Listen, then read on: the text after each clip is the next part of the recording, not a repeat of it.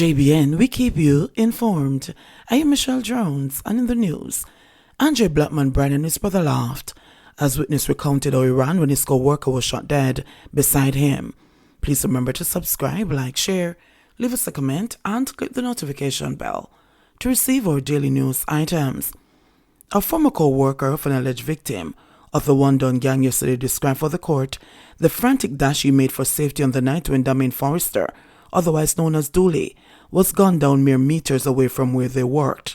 The witness, who took the stand in the ongoing trial of 33 alleged members of the gang in the Home Circuit Court in downtown Kingston on several charges, testified that he had been employed to the same supermarket at the time of the murder and knew the marked man, who was employed as a packer for about a month before he was killed.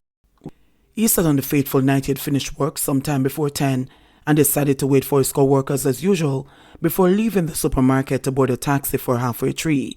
He said that night the gentleman, whose name he had forgotten, had worked the same shift. Shown a photograph of Dooley by prosecutors, he said, "That's the gentleman." He said after waiting some 30 minutes for the other colleagues, he and Dooley, after being checked by the security guard, headed outside, followed by the others who were exiting as they were searched. He told the court that it was while he and Dooley were walking shoulder to shoulder, just having a small conversation, that the unthinkable happened. "While we're talking, I heard a loud banging in my ears.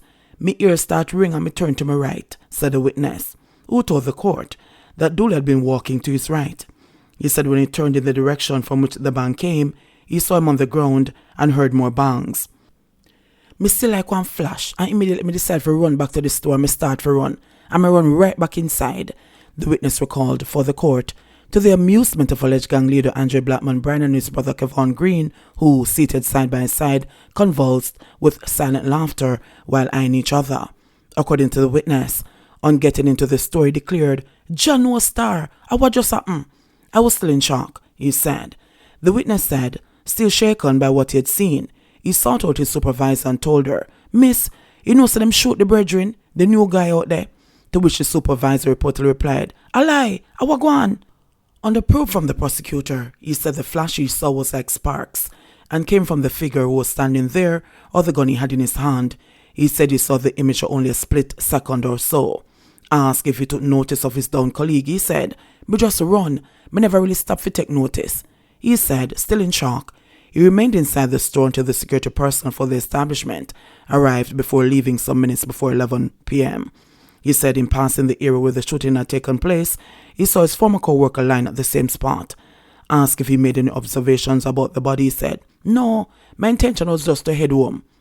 Dooley's supervisor, who took the stand later yesterday, said the young man, who was named Damien Forrester, had been on the night shift when he was gunned down.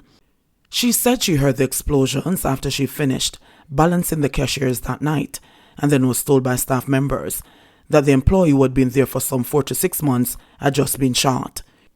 She said she immediately pulled her panic button and pressed it, summoning the security company for the supermarket.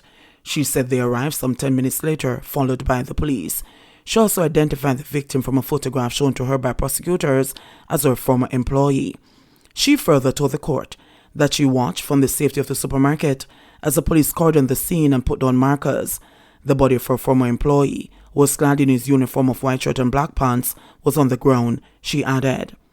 At the start of the trial in September, when witness number 1, a former gang member turned crown witness, first took the stand, he had said the plot for that murder had been hatched at his home. He said the youth was killed because it was believed that he was running the Thompson Pen area, which was a faction of gang controlled by incarcerated Klansman strongman Tesha Miller, and the Blackman-led faction wanted to move him.